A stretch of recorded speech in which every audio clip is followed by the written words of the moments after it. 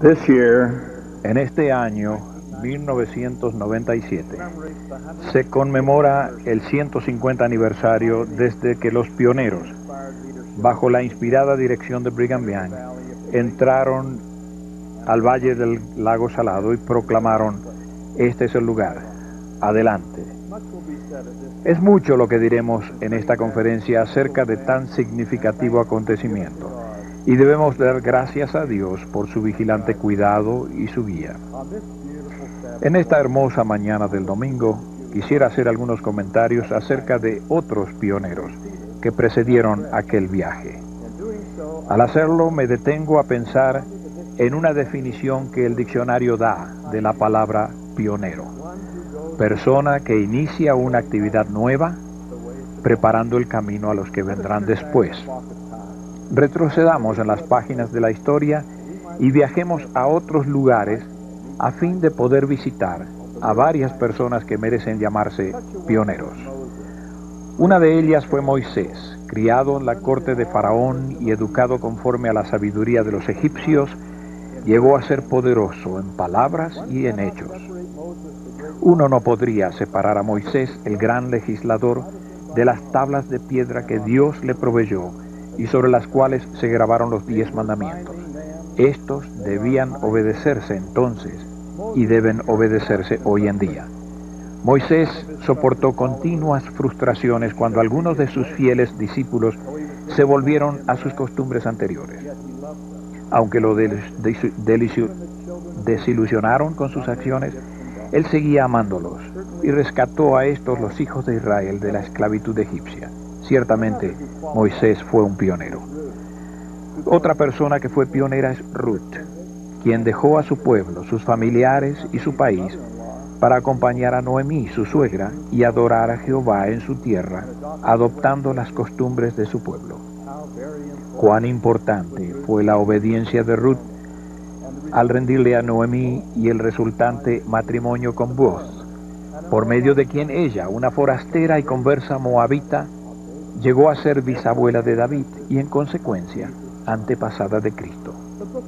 El libro de la Santa Biblia, que lleva su nombre, contiene un lenguaje de estilo poético que refleja su espíritu de determinación y valentía. Respondió Ruth: no me ruegues que te deje y me aparte de ti, porque a donde quiera que tú fueres, iré yo, y donde quiera que vivieres, viviré. Tu pueblo será mi pueblo y tu Dios mi Dios.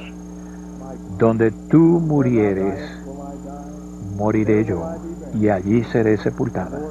Así me haga Jehová, y aún me añada, que solo la muerte hará separación entre nosotras dos. Sí, Ruth, la hermosa Ruth, fue pionera. También otras mujeres fueron fieles pioneras, tal como María, la madre de Jesús, María Magdalena, Esther, Elizabeth. No debemos olvidar a Abraham, Isaac y Jacob, ni a Isaías, Jeremías, Ezequiel, ni a otros de épocas posteriores. Recordemos a Juan el Bautista. Su vestimenta era sencilla, su vida austera, su mensaje breve. Fe, arrepentimiento, bautismo por inmersión y el conferir el Espíritu Santo por medio de una autoridad mayor de la que él mismo poseía. Él declaró: yo no soy el Cristo, sino que soy enviado delante de él. Yo a la verdad os bautizo en agua, pero viene uno más poderoso que yo. Él os bautizará en Espíritu Santo y fuego. El río Jordán es el histórico lugar a donde Jesús vino de Galilea para que Juan lo bautizara. Al principio Juan le suplicó al maestro: yo necesito ser bautizado por ti, ¿y tú vienes a mí? Y la respuesta fue: deja ahora, porque así conviene que cumplamos con toda justicia. Y Jesús, después que fue bautizado, subió luego del agua. Y he aquí los cielos fueron abiertos, y vio al Espíritu de Dios que descendía como paloma y venía sobre él. Y hubo una voz de los cielos que decía: este es mi Hijo amado, en quien tengo complacencia. Juan declaró y enseñó abiertamente: he aquí el Cordero de Dios, que quita el pecado del mundo. En cuanto a Juan, el Señor declaró: de entre los que nacen de mujer, no se ha levantado otro mayor que Juan el Bautista. Tal como muchos otros pioneros en los anales de la historia, Juan llevó la corona de los mártires. Muchos de los que fueron pioneros en espíritu y en acción fueron llamados por Jesús para que fueran sus apóstoles. Mucho podría decirse de cada uno de ellos. Pedro fue uno de los primeros discípulos de Jesús. Respondiendo al llamado divino, Pedro el pescador dejó a un lado sus redes y obedeció la declaración del Maestro: sígueme y te haré pescador de hombres. No puedo pensar en Pedro sin admirar su testimonio del Señor. Tú eres el Cristo, el Hijo del Dios viviente. La historia registra que Juan el Amado es el único de los 12 que estuvo presente en la crucifixión de Cristo. Desde la horrible cruz, Jesús dio a Juan un magnífico cometido. Refiriéndose a su madre, le dijo: he ahí tu madre. Y a ella dijo: mujer, he ahí tu hijo. Los apóstoles prosiguieron entonces, mostrando a otros el camino a seguir. Ellos fueron también pioneros. La historia atestigua, no obstante, que muchos hombres no vinieron a Cristo ni siguieron el camino que Él les mostró. El Señor fue crucificado, la mayoría de los apóstoles fueron muertos y la verdad rechazada. La luz brillante del conocimiento se apagó y, prolongándose, las sombras de una noche oscura envolvieron la tierra. Con anterioridad, Isaías había profetizado: tinieblas cubrirán la tierra y obscuridad las naciones. Amós había predicho el hambre de la tierra, no hambre de pan ni sed de agua, sino de oír la palabra de Jehová. Las oscuras edades de la historia parecían nunca acabar. ¿No habrían de aparecer mensajeros celestiales? Con el tiempo, algunos hombres honestos de corazón anhelante, arriesgando su propia vida, intentaron definir las señales de referencia que les ayudaran a encontrar el verdadero camino. El día de la Reforma amanecía, pero el sendero a seguir era difícil. Las persecuciones habían de ser muy severas, el sacrificio personal abrumador y el precio a pagar incalculable. Los reformadores fueron pioneros, abriendo caminos en el desierto en su desesperada búsqueda de aquellas señales de referencia perdidas que, según pensabas, de ser encontradas, guiarían a la humanidad de regreso a la verdad que enseñó Jesús. John Wycliffe, Martín Lutero, John Hus, Zwingli, Knox, Calvino y Tyndale, todos ellos fueron pioneros en el período de la Reforma. La declaración de Tyndale a sus críticos fue muy significativa. Yo causaré, dijo, que un simple muchacho de granja sepa más que ustedes acerca de las Escrituras.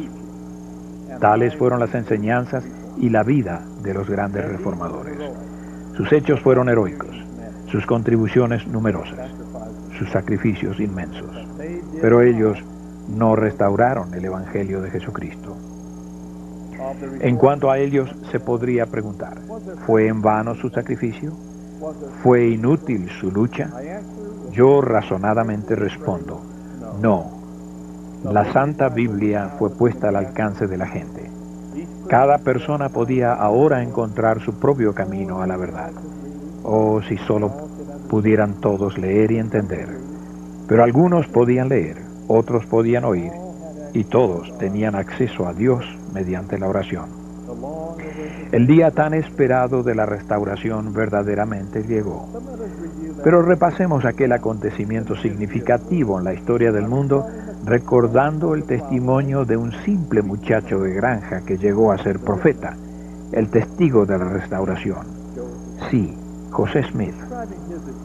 Describiendo su experiencia, José dijo: un día estaba leyendo la epístola de Santiago, primer capítulo y 5º versículo, que dice: y si alguno de ustedes tiene falta de sabiduría, pídala a Dios, el cual da a todos abundantemente y sin reproche, y le será dada.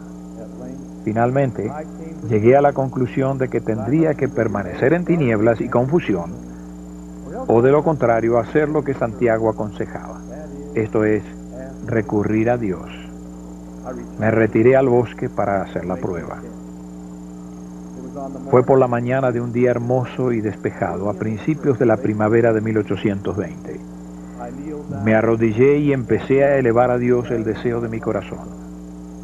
Vi una columna de luz, más brillante que el sol, directamente arriba de mi cabeza. Y esta luz gradualmente descendió hasta descansar sobre mí. Al reposar sobre mí la luz, vi en el aire, arriba de mí, dos personajes, cuyo fulgor y gloria no admiten descripción. Uno de ellos me habló llamándome por mi nombre y dijo, señalando al otro, este es mi Hijo amado, escúchalo. El Padre y su Hijo Jesucristo se aparecieron a José Smith. La mañana de la dispensación del cumplimiento de los tiempos había llegado, disipando así las tinieblas de largos siglos de noche espiritual. Se han escrito muchos libros acerca de la vida y de las realizaciones de José Smith, pero hoy, para nuestro objetivo, quizás con resaltar un par de puntos sea suficiente.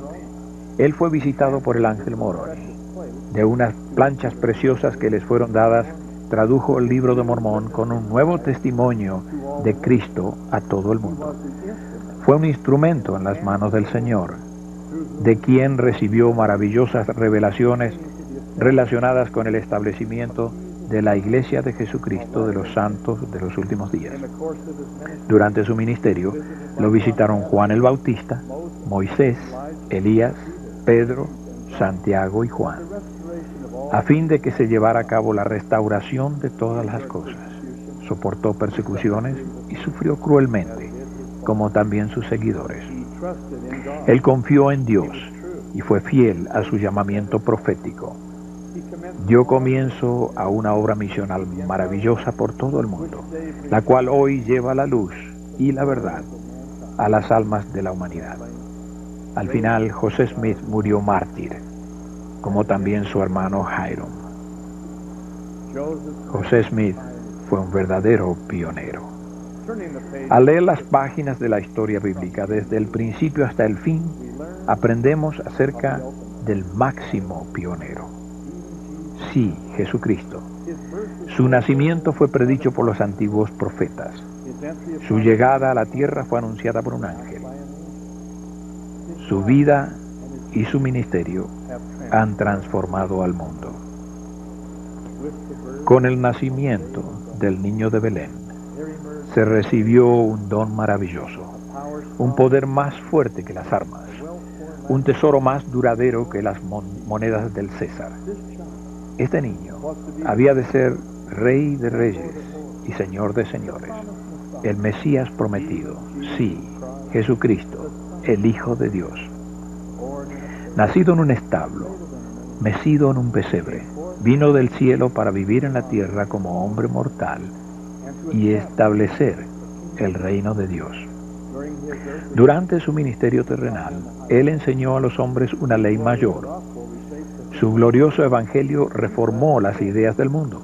Bendijo a los enfermos, hizo que el cojo caminara, que el ciego viera y que el sordo oyera. Aún resucitó a los muertos. Una frase del libro de Hechos es muy elocuente. Jesús anduvo haciendo bienes porque Dios estaba con él. Él nos enseñó a orar. Padre nuestro que estás en los cielos, santificado sea tu nombre. Venga tu reino. Hágase tu voluntad, como en el cielo, así también en la tierra. En el huerto de Getsemaní, donde su sufrimiento fue tan grande que sudó sangre por sus poros, Él suplicó al orar: Padre, si quieres, pasa de mí esta copa, pero no se haga mi voluntad, sino la tuya. Él nos enseñó cómo servir. De cierto os digo que cuanto lo hicisteis a uno de estos mis hermanos más pequeños, a mí lo hicisteis. Él nos enseñó a perdonar. Yo, el Señor, perdonaré a quien mi voluntad sea perdonar, mas a vosotros os he requerido perdonar a todos los hombres. Él nos enseñó a amar. Amarás al Señor tu Dios con todo tu corazón y con toda tu alma y con toda tu mente. Este es el primero y grande mandamiento. Y el segundo es semejante. Amarás a tu prójimo como a ti mismo. Como un verdadero pionero, Él nos invita.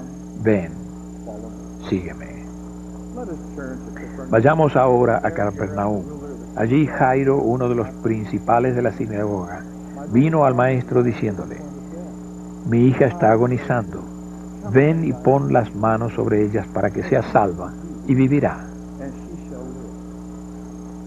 Entonces llegó la noticia de la casa de Jairo: tu hija ha muerto. Y Cristo respondió: no temas, cree solamente. Entró entonces en la casa y pasando junto a los que se lamentaban les dijo: ¿por qué alborotáis y lloráis? La niña no está muerta, sino duerme. Y se burlaron de él, sabiendo que ella estaba muerta. Echándolos fuera a todos y tomando la mano de la niña, le dijo: niña, a ti te digo, levántate. Y se espantaron grandemente. Me emociono mucho al relatar los eventos que precedieron la crucifixión del Maestro. Me estremezco al leer las palabras de Pilato, cuando respondió a la multitud que vociferaba: crucifícale, crucifícale. Pilato tomó agua y se lavó las manos delante del pueblo, diciendo: inocente soy yo de la sangre de este justo. Allá vosotros. Se burlaron de Jesús, lo escupieron y le pusieron una corona de espinas en la cabeza. Le dieron a beber vinagre y lo crucificaron. Depositaron su cuerpo en una tumba ajena, pero no había tumba que pudiera retener el cuerpo del Señor. En la mañana del tercer día les llegó el esperado mensaje a María Magdalena, a María, la madre de Santiago, y a las otras mujeres que estaban con ellas cuando llegaban a la tumba. Vieron apartada la piedra de la entrada y se dieron cuenta de que la tumba estaba vacía. 2 ángeles les dijeron: ¿por qué buscáis entre los muertos al que vive?